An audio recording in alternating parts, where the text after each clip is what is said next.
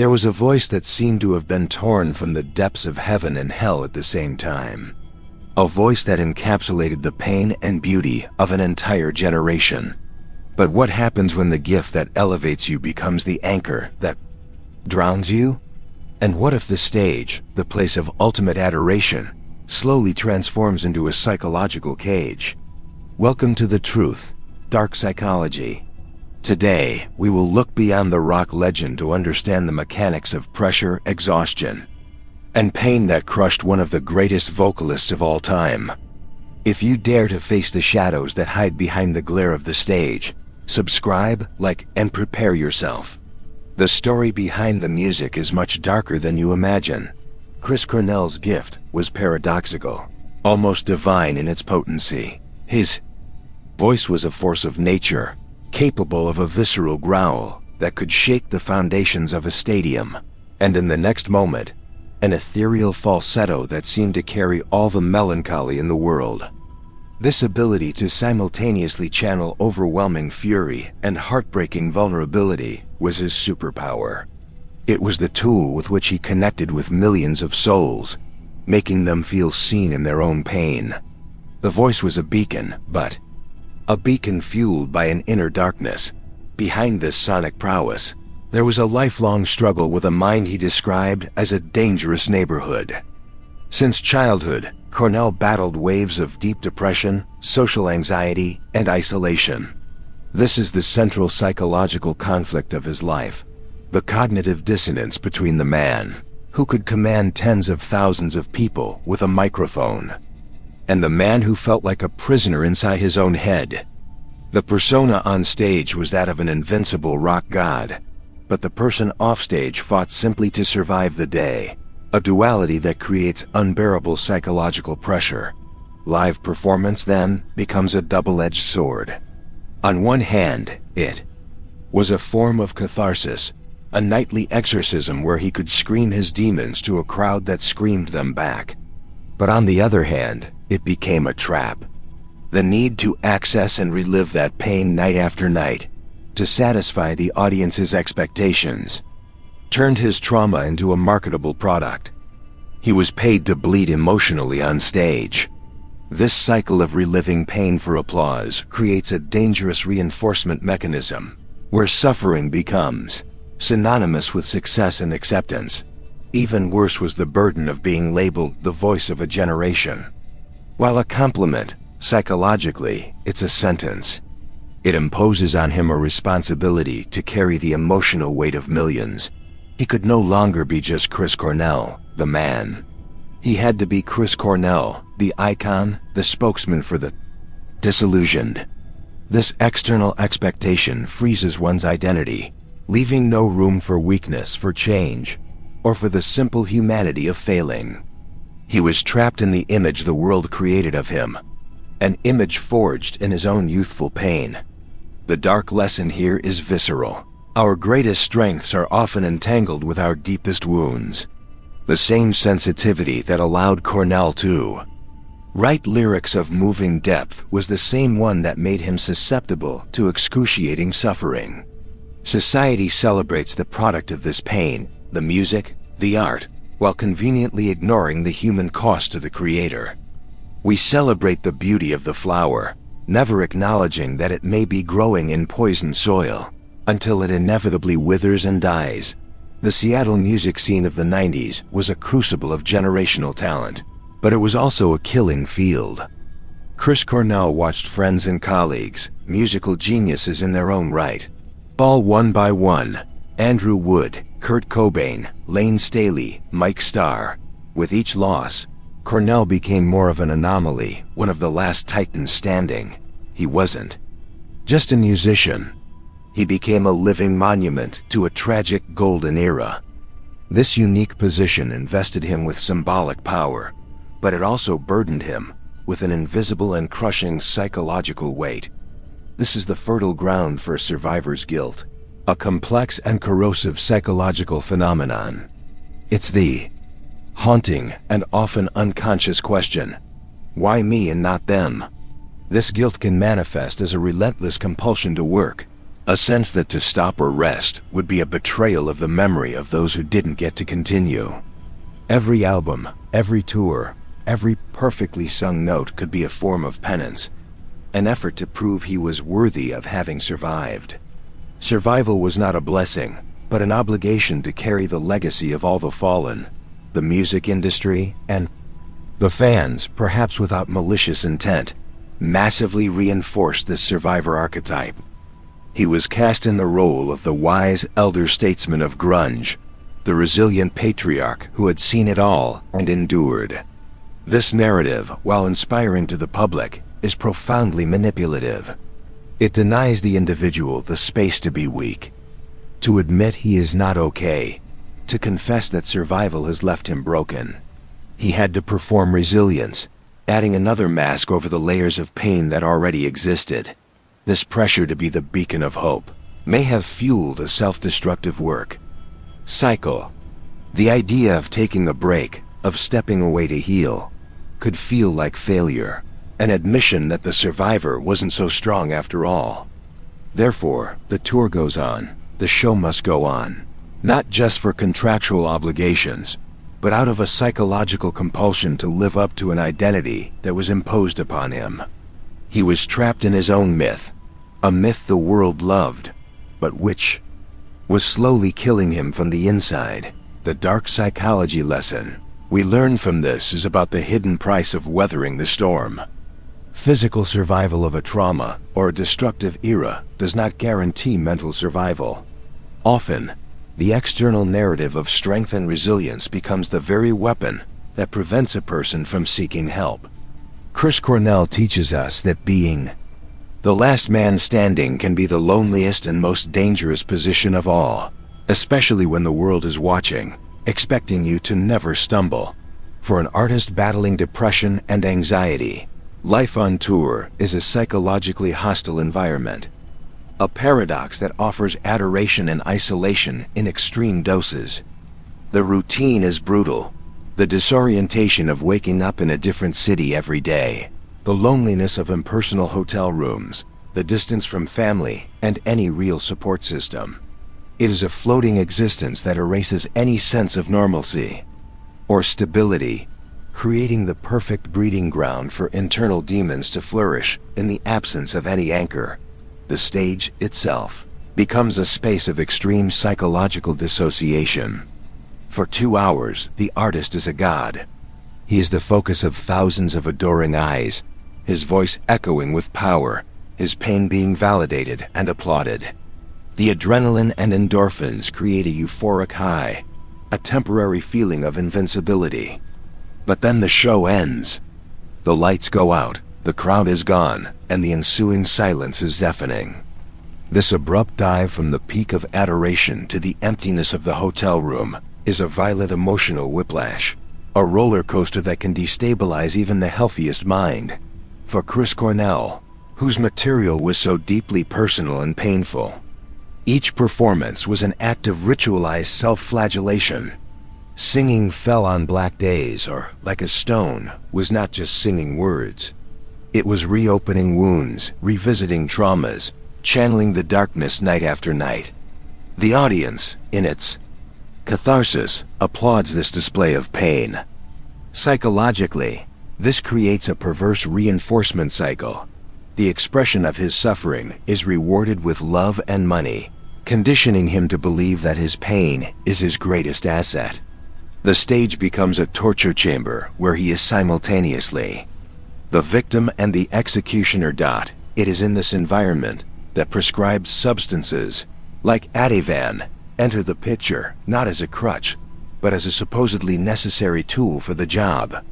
Used to manage the crippling pre-show anxiety, these drugs can have dangerous side effects, including impaired judgment, disinhibition, and crucially, suicidal ideation in vulnerable individuals.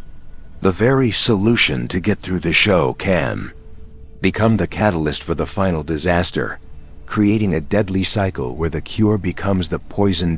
What we learn here is about how systems of performance can be fundamentally inhuman. The music industry machine demands consistency and performance, regardless of the human cost. The tour is designed to extract maximum profit from an artist, often to the direct detriment of their mental and physical health. Chris Cornell was not simply a victim of his own demons. He was a victim of a system that normalizes suffering in the name of entertainment. A system where the show must go on, even if the artist is dying in plain sight. After years of battling addiction, Chris Cornell emerged sober, a dedicated family man, having seemingly conquered his darkest demons. This created a powerful and inspiring narrative, that of redemption. He was living proof that it was possible to climb out of the abyss of addiction and depression and build a beautiful, stable life. To the world he had healed. This success story became a central part of his public identity in his later years, a source of hope for millions of fans fighting their own battles. However, this recovered man persona carries an immense and treacherous psychological pressure. When you become a symbol of hope, the fear of disappointing others can be paralyzing. Any slip-up, any admission that the fight is not over, could be seen not just as a personal failure, but as a betrayal to those who looked up to him. He was trapped in a performance of wellness. The pressure to maintain this facade of normalcy and strength can be as overwhelming as the illness itself, forcing the suffering to go back underground. Depression is not a linear illness. It's not a bone that breaks and then heals completely. It is often a chronic condition, with periods of remission and relapse. The public narrative of full recovery is a dangerous oversimplification. It's likely that Cornell felt an obligation to hide any signs of struggle so as not to tarnish this image of victory. This need to perform health is a subtle form of self-manipulation, where the person convinces themselves they must be okay, ignoring their own nervous system's warning signs in the name of a story. Everyone wants to be true. This dynamic creates the perfect storm for disaster. The suffering individual is effectively silenced by their own success story. How could he admit to friends, family, or himself that despite all he had achieved, sobriety, a loving family, continued success, the darkness was returning? The shame associated with this emotional relapse can be so intense that it prevents the person from seeking the help they desperately need, leading them to fight alone in silence until they can't take it anymore. Dark psychology teaches us here about the danger of simplistic redemption narratives. Our cultural need for happy endings and comeback stories can create invisible prisons for those struggling with chronic illnesses. We demand that our heroes stay healed. The tragic truth is that the facade of having it all under control can be the heaviest mask of all, a mask that hides a deep pain and which, in the end, can suffocate the person wearing it. Recovery is not a finish line. It's a daily walk, and the world rarely has patience for that truth. We're halfway through, and if these ideas are resonating with you, take a pause and like this video. It helps the algorithm bring this analysis to more curious minds. And don't forget to subscribe and leave a comment about who you'd like us to analyze next. Now, let's get back into the darkness of the stage. There was a level of lyrical depth and musical complexity in Chris Cornell that placed him in a category of his own. He didn't just write rock songs. He composed dark, philosophical poems about mortality, spirituality, and despair, and set them to music with a sophistication that few of his contemporaries possessed. This genius, while the source of his art, was also a profound source of isolation. To see the world through such an intense and articulate lens means that very few people can truly understand your perspective, creating an intellectual and emotional chasm between you and the rest of the world. His lyrics, which we have idolized as art for so long, can be seen in retrospect as literal cries for help, veiled in brilliant metaphors. When he sang, "In my time of dying, I ain't gonna cry," we were consuming his pain as entertainment. The audience hears the poetry, but often fails to see the real person bleeding through the words. This dynamic is incredibly isolating. To be universally acclaimed for your ability to express your pain but not be truly heard or understood on a fundamental human level. Art became a veil for suffering.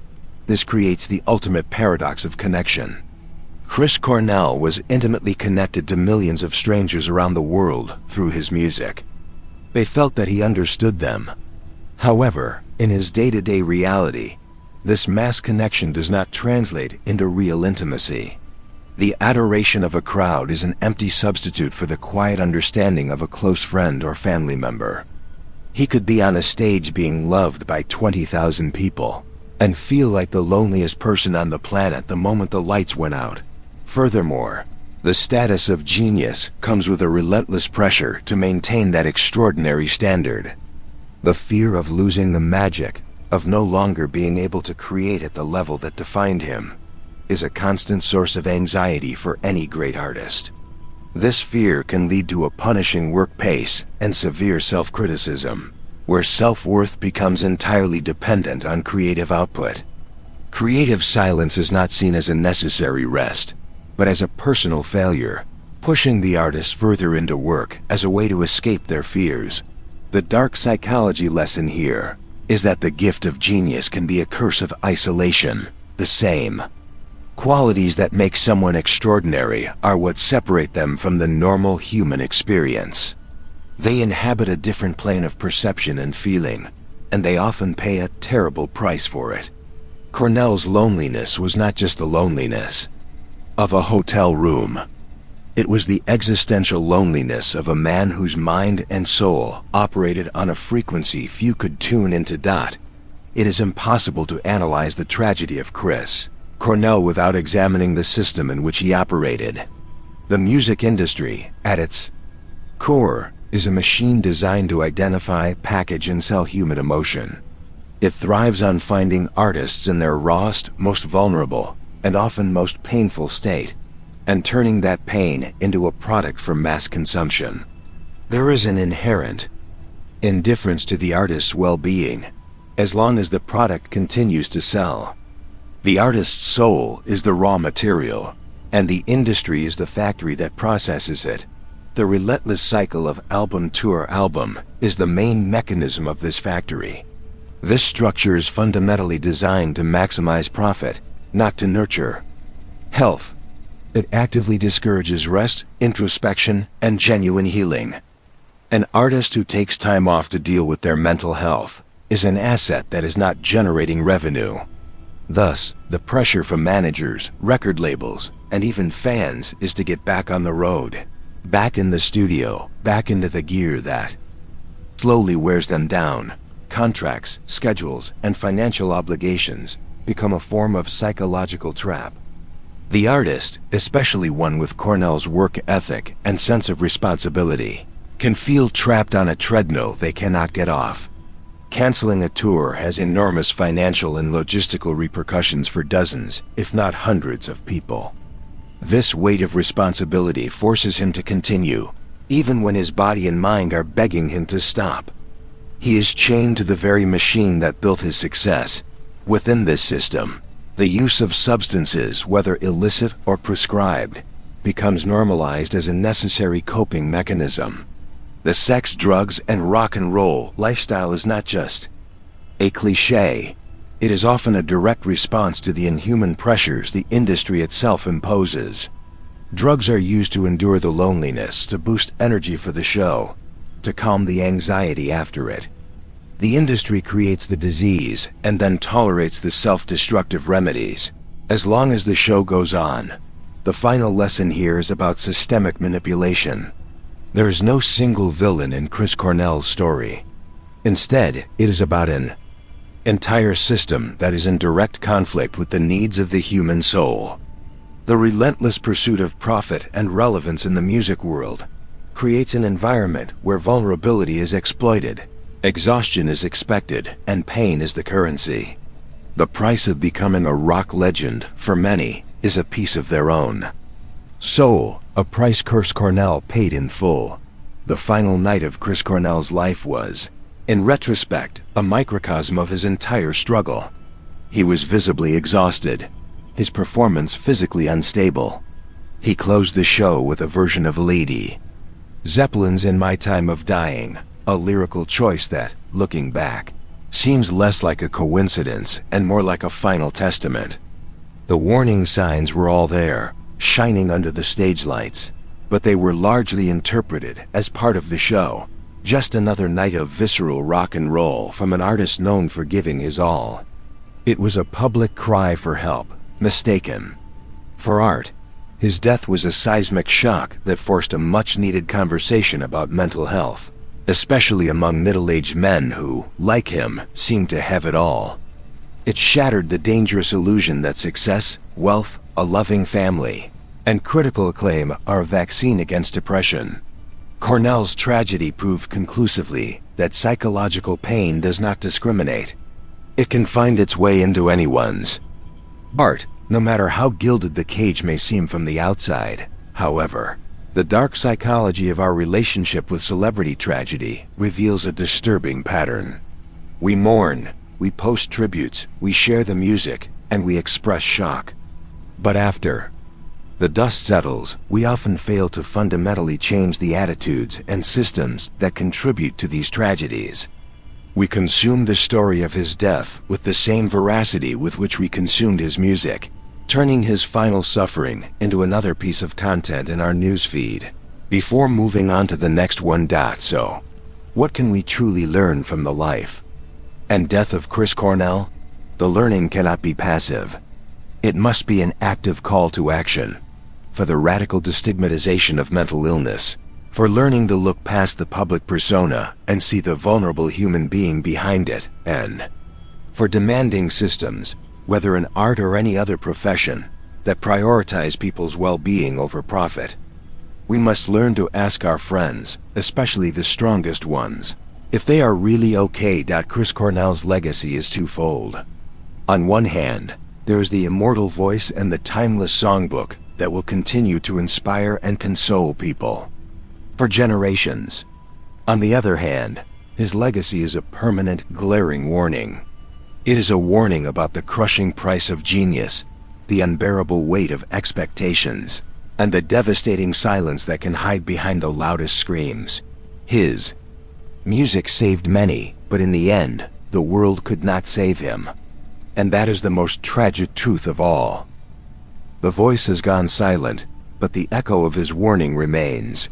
If you or someone you know is struggling, do not suffer in silence. Speak out, seek help. If this deep analysis touched you, make sure you are subscribed to The Truth, Dark Psychology, and turn on notifications to never miss a dive into the shadows. Leave a comment below sharing how Chris Cornell's music impacted you. And most importantly, take care of yourself and check on your friends. The most important conversation might be the one that saves a life.